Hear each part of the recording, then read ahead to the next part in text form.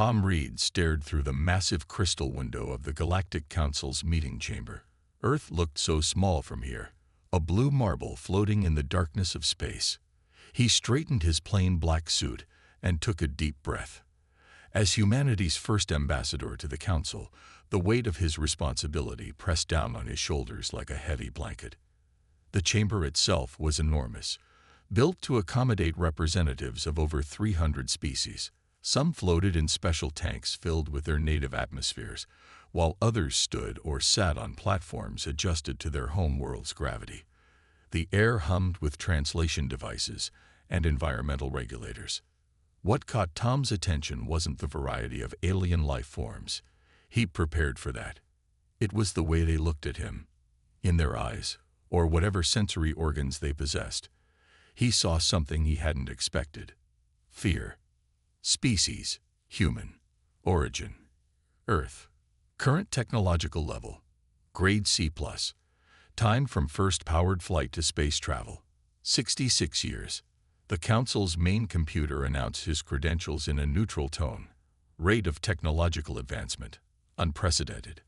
The first speaker, a tall being with silvery skin that seemed to ripple like water, raised all four of their hands for silence. Ambassador Reed, your species has accomplished in centuries what took others millennia. This is concerning. Tom blinked in surprise. Concerning?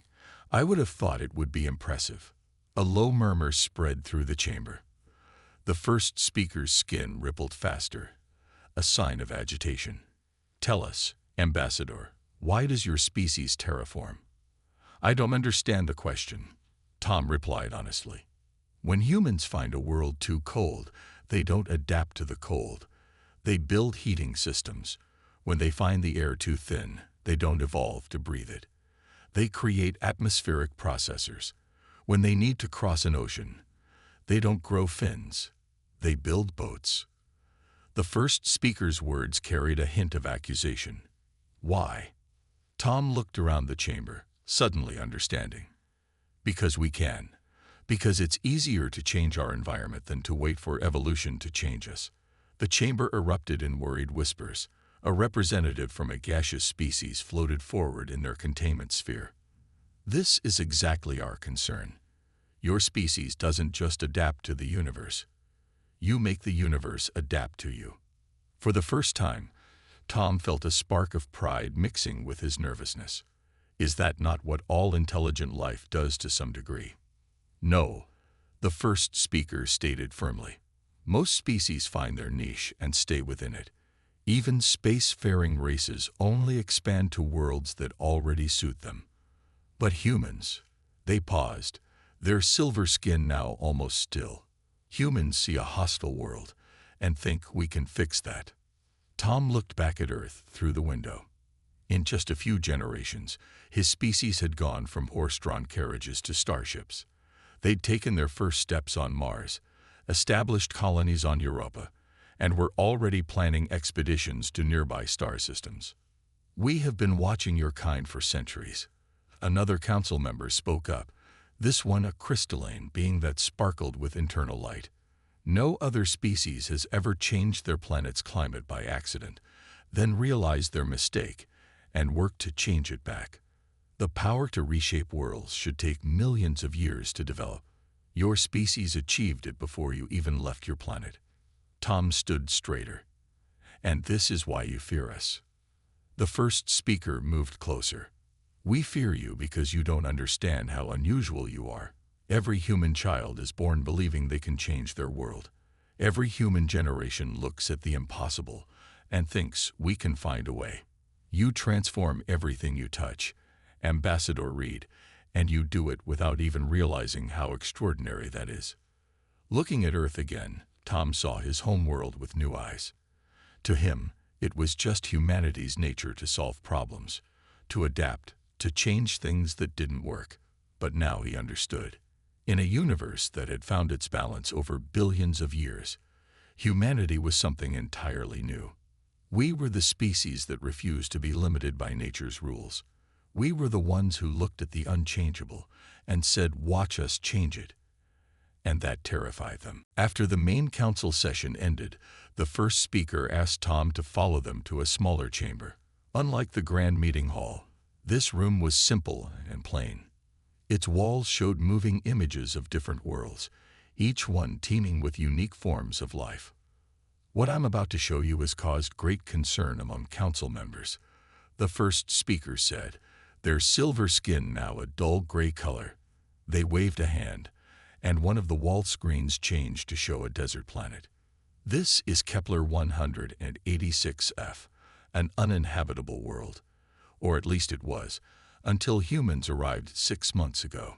Tom watched as the image zoomed in on a small human settlement. Around it, patches of green spread out like ink stains on paper. That's impossible, he said. We haven't established any official colonies outside our solar system yet. Exactly. The first speaker's skin rippled. These are unofficial settlements, small groups of humans who simply decided to go and change things. They showed more images, a water world where humans had built floating cities, an ice planet where they'd created underground heat farms, a gas giant's moon now dotted with biodomes. I don't understand, Tom said.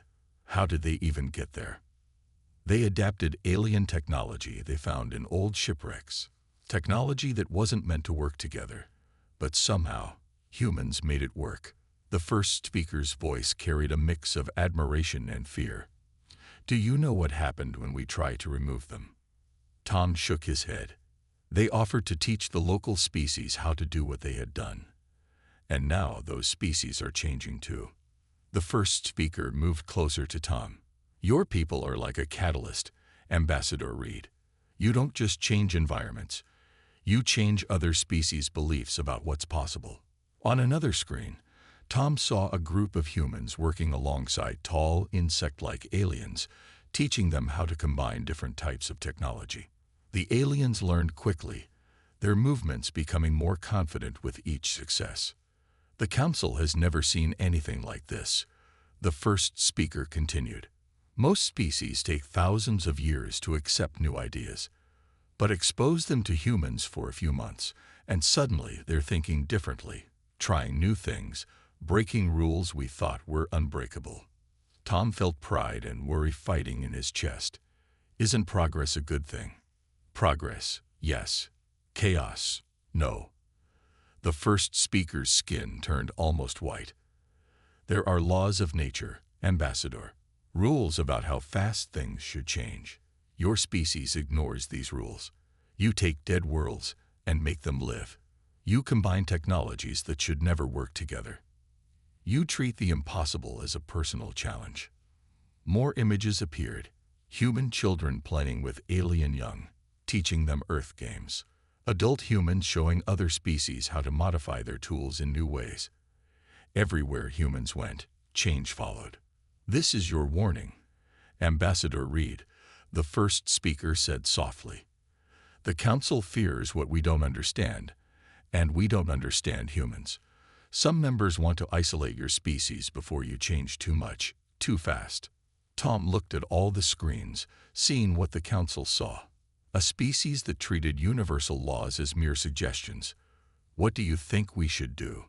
The first speaker's skin shifted to a deep blue. I think it's too late to stop it.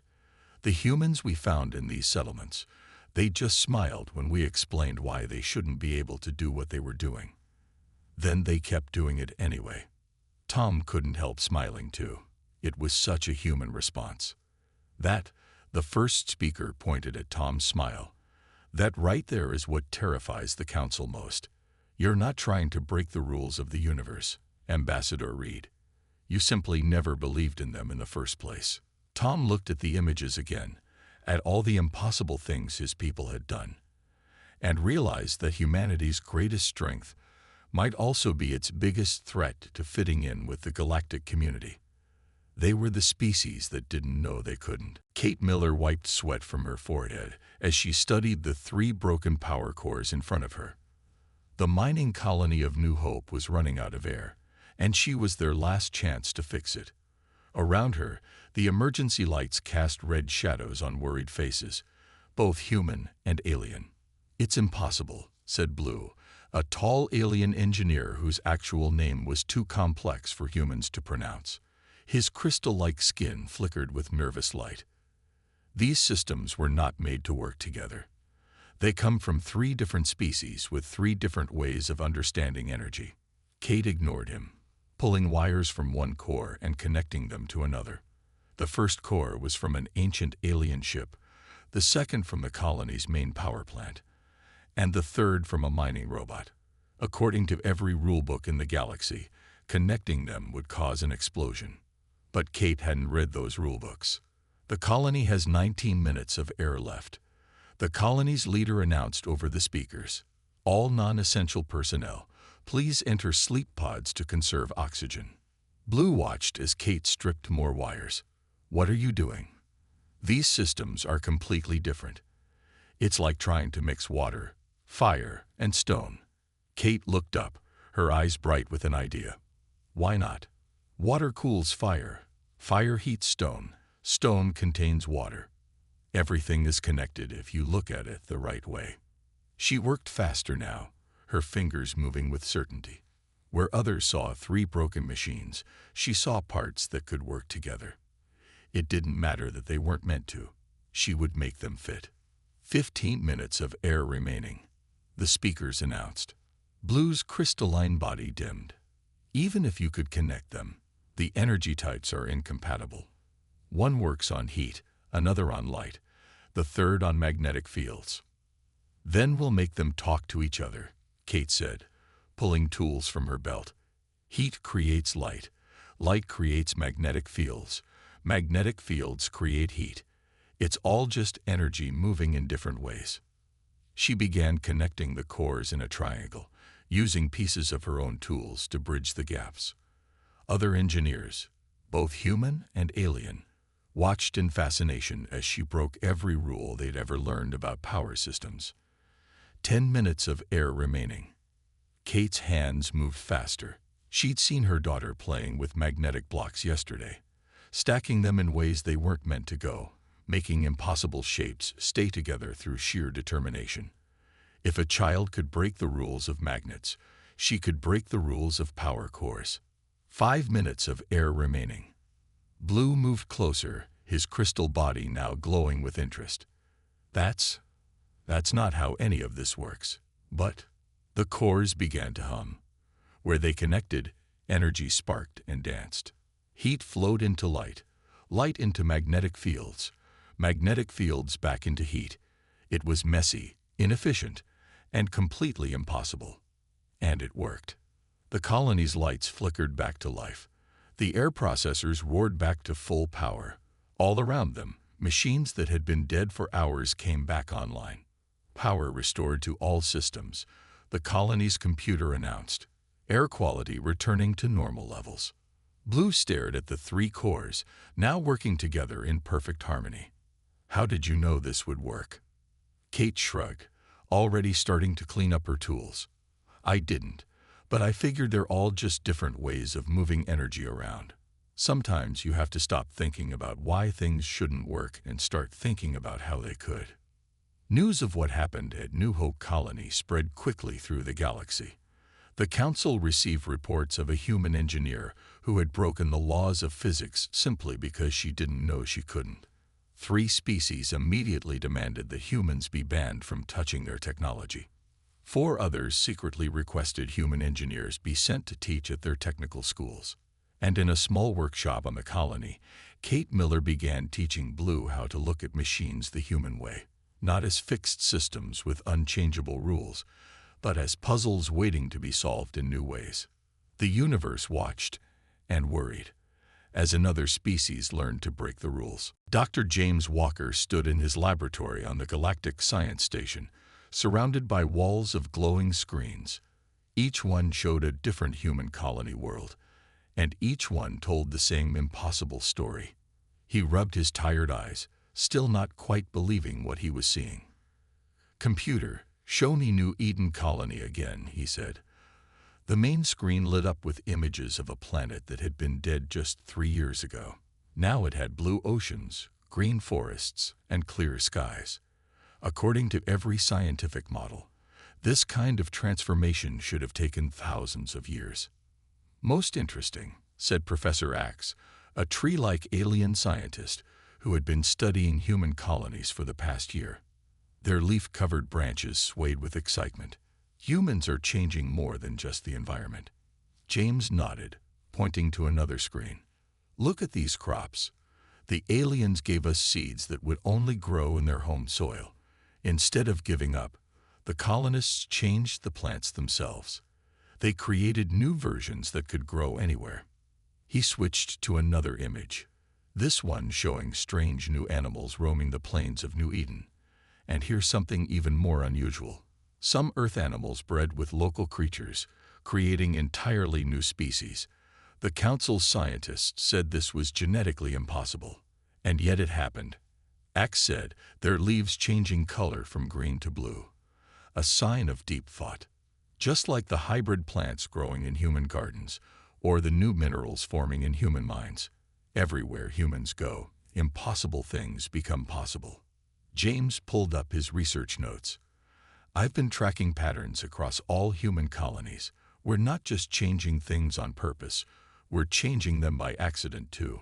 It's like reality itself works differently around humans. On another screen, a video played showing children playing with alien youngsters. The alien children were copying human games, human ways of thinking. In just one generation, they had started to show signs of human-like adaptability. The Council is right to be worried, Axe said softly. Your species doesn't just adapt to new environments. You don't just change environments to suit you.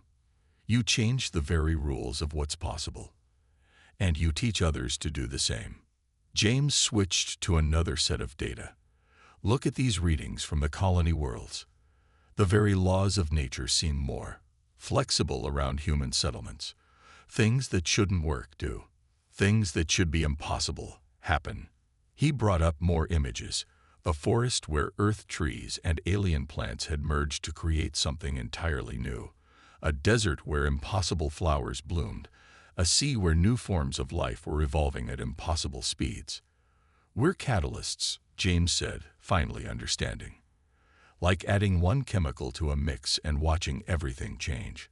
We don't just break the rules. We change the rules themselves. Axe's leaves trembled. Do you understand why this frightens so many species? The universe has worked the same way for billions of years. Then humans appear, and suddenly everything we thought we knew about reality starts to change. James looked at the screens again, seeing his own species through alien eyes. Humans didn't realize how strange they were. They didn't know that other species couldn't just decide to change things they didn't like. They didn't understand that their very presence made the impossible become possible. What happens? Axe asked quietly, when human influence spreads across the whole galaxy. What happens when every species learns to break the rules like you do? James watched a time-lapse of a dead world coming to life under human care. Maybe that's exactly what the universe needs, he said. Change, growth, new possibilities. But as he looked at his data, at all the impossible things happening around human settlements, he understood the Council's fear. Humanity wasn't just a new species joining the galactic community. They were an agent of change in a universe that had grown too used to staying the same. The Grand Hall of the Galactic Council had never been so divided. On one side stood the Preservers, ancient species who had watched over the galaxy for millions of years. On the other side, younger races crowded together, their voices rising in support of humanity. In the middle, Ambassador Tom Reed waited quietly, watching the debate unfold. We must stop this now. The lead Preserver's voice boomed through the chamber. Its crystalline body pulsed with angry red light. Look at what's happening. Younger species are abandoning our ways. They're trying to copy humans, breaking rules that have kept the galaxy stable for eons. A representative of a younger species, a being made of swirling gas, floated forward. And why shouldn't we? The humans have shown us new possibilities. They've taught us that we don't have to accept limitations. Tom watched as more representatives took sides. The division was clear. Older species wanted to contain humanity's influence, while younger ones were excited by the changes humans brought. It reminded him of parents worried about their children learning new, unfamiliar ideas. "We have proof," the preserver continued, displaying images above the chamber. "Human colonies are spreading chaos. They create new life forms by accident. They merge technologies that should never work together. They change planets in ways that violate natural law." "Exactly," called out another young species representative. "This one, a small, quick-moving creature. They show us that the impossible is possible. Why should we stay bound by old rules when we can grow beyond them?" The preserver's leader turned all its crystal facets toward Tom. "Your species must be contained. We propose limiting human colonies to their home system. No more expansion. No more changes." Tom stood up slowly, remembering what he'd learned about humanity's unique place in the universe. "And how exactly do you plan to enforce that?" The chamber grew quiet. Everyone knew humans had already spread further than anyone had expected, finding ways around barriers, solving problems that should have been impossible to solve. "We have ways," the preserver said, but its light flickered uncertainly. A new voice spoke up, one of the middle-aged species, a race of builders known for their careful, planned approach to everything. "Perhaps instead of trying to stop humans, we should try to understand them. Their chaos, it has patterns. Their changes, they have purpose." Tom smiled as more voices joined in agreement. Even while they debated containing humanity, these species were already starting to think more like humans, looking for new solutions, considering different approaches. "Don't you see what's happening?" the preserver demanded. "They're changing how you think. This isn't natural." "Maybe that's exactly what we need," said the gaseous being. "The universe itself isn't static. It's always changing, growing, evolving. Perhaps humans are simply showing us how to be part of that change instead of fighting against it." The debate continued, but Tom could see the shift happening. Young species were already making deals with human colonies, learning to combine technologies in new ways, starting to question old limitations. Even some older species looked interested, despite their fear. "This is your final warning, Ambassador Reed," the preserver said quietly as the chamber erupted in animated discussion. "Control your species, or we will be forced to act." Tom looked at the ancient being with sympathy. "With all respect, I don't think anyone can control humanity's influence anymore. We never meant to change the galaxy. We just wanted to make things better, to solve problems, to grow. The fact that we inspire others to do the same, that's not something we can stop." He gestured at the chamber, where species that had never talked before were now excitedly sharing ideas. "Change isn't a disease that needs to be contained. It's the natural state of the universe. We're just reminding everyone of that truth." The preserver's light dimmed, but Tom noticed something interesting. Even as it argued against human influence, its crystalline form had started to shift and change in new, unprecedented ways. Human change was already spreading, whether anyone wanted it to or not. Lucy didn't mean to change the galaxy. She was just curious about the big, strange object her parents had been studying in the research center. While the grown-ups argued about the ancient artifact in another room, the 8-year-old girl walked right up to it. The artifact had been found on a dead world, a massive crystalline structure that the oldest species in the galaxy had tried and failed to activate for millions of years. It sat in the center of the room, its smooth black surface reflecting the lights above. "You look lonely," Lucy said to it, reaching out with one small hand. In the next room, alarms suddenly blared. Scientists of various species rushed to their monitors, watching in disbelief as energy readings spiked. The artifact, silent for millions of years, was waking up. "What's happening?" demanded the head researcher, a being made of pure energy contained in a special suit. "Nothing we've tried has ever activated it." Through the observation window, they saw Lucy standing by the artifact, her hand resting gently on its surface. The black crystal had started to glow with a soft blue light that pulsed like a heartbeat. "Stop her," shouted one of the preserver's representatives. "She doesn't know what she's doing." But before anyone could move, the artifact changed. Its surface rippled like water, and suddenly the room filled with light. Holographic images appeared in the air. Stars, planets, galaxies, all dancing in a complex pattern that filled the space around Lucy. "Pretty," Lucy said, smiling up at the lights. The scientists stared in amazement. The artifact wasn't just active. It was responding to her, changing its display as she moved her hands through the light. Millions of years of careful scientific study had failed to activate it, but a human child had done it simply by treating it like a friend. "Impossible," whispered the preserver. "The artifact requires perfect mathematical calculations to activate. We've tried for generations to solve its equations." Dr. James Walker, who had been studying human influence on the galaxy, stepped forward. "Maybe that's why we all failed. We tried to solve it like a math problem." Lucy just wanted to say hello. The artifact's display shifted again, showing what looked like instructions, patterns, blueprints for technologies no one had ever seen before. Lucy giggled as the lights danced around her. The artifact's creators, the energy being said slowly, they must have been like humans. They didn't want someone who could solve the right equation. They wanted someone who could think differently, who could see new possibilities. More scientists rushed into the room as word spread. They watched as Lucy played with the ancient device like it was a new toy, unlocking secrets that had remained hidden for millions of years. "Don't you see?" Dr. Walker said to the gathered crowd. "This is what we've been missing. The universe doesn't just need beings who follow the rules perfectly. It needs those who can break them, change them, see beyond them. It needs chaos pilots." "Chaos pilots?" asked one of the younger species representatives. "Yes, like how a pilot guides a ship through a storm. Humans don't just create chaos.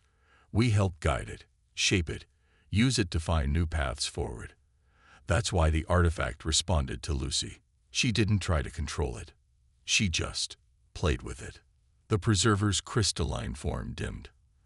Then all our assumptions about progress, about how species should develop, were just assumptions, Dr. Walker finished. The universe isn't a math problem to be solved. It's a garden that needs both structure and freedom to grow. Lucy continued playing with the artifact, unaware that she had just changed how the galaxy viewed humanity. She didn't know she had proved that sometimes the greatest discoveries don't come from careful calculation, but from simple human curiosity. The universe had feared humanity's chaos. Now it began to understand that this chaos might be exactly what it needed. 1 year after Lucy's interaction with the artifact, Ambassador Tom Reed stood before the Galactic Council for the final vote on humanity's status. The chamber looked different now.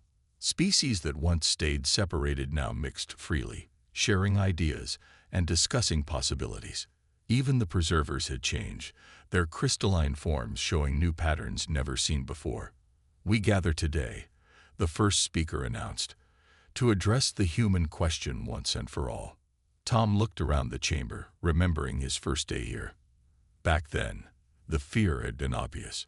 Now he saw something different in their faces, their forms, their energy patterns, curiosity, excitement, and maybe even hope. "In the past year," Tom began, "humanity has been called many things. A threat, a chaos factor, a disease spreading through the galaxy." He paused, letting his words sink in.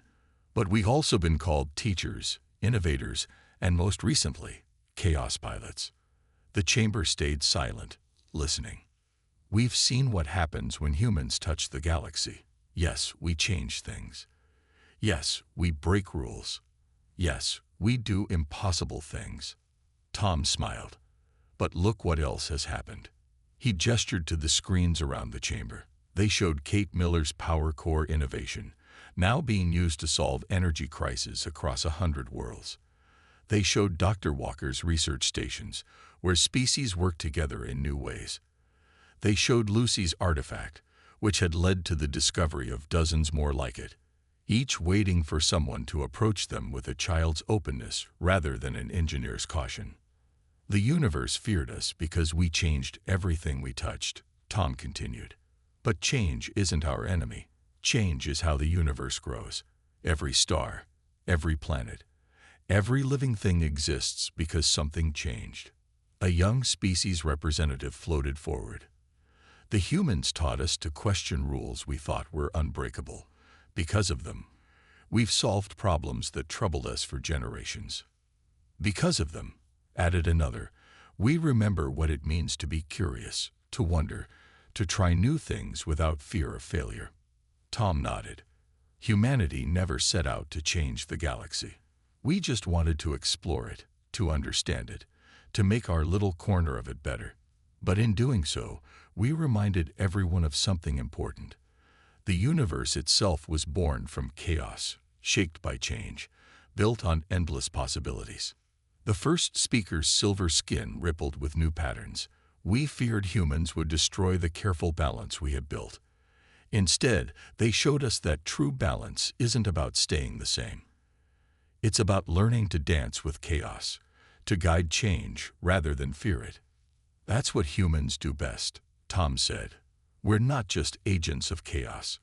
We're not just change makers. We're guides, showing how to turn the impossible into the possible, how to turn problems into opportunities, how to turn fear into hope. The screens now showed human children playing with alien young, teaching them Earth games while learning alien ones. They showed human scientists working with alien researchers, combining different ways of thinking to solve universal problems. They showed worlds transformed not just by human hands, but by dozens of species working together, learning to shape reality in new ways. The universe feared humans, Tom concluded, because we showed everyone that the rules they thought were fixed were actually flexible. We scared you because we didn't know what we couldn't do. But maybe that's exactly what the galaxy needed. Beings who could remind everyone that the universe isn't finished growing, that there are always new possibilities, new ways forward, new dreams to chase. The vote that followed was unanimous. Humanity was formally accepted into the galactic community, not despite their ability to change everything, but because of it. They were recognized as what they had always been, not a threat to the universe, but a crucial part of its evolution. The universe had feared humans because they changed everything they touched. Now it welcomed them for the same reason.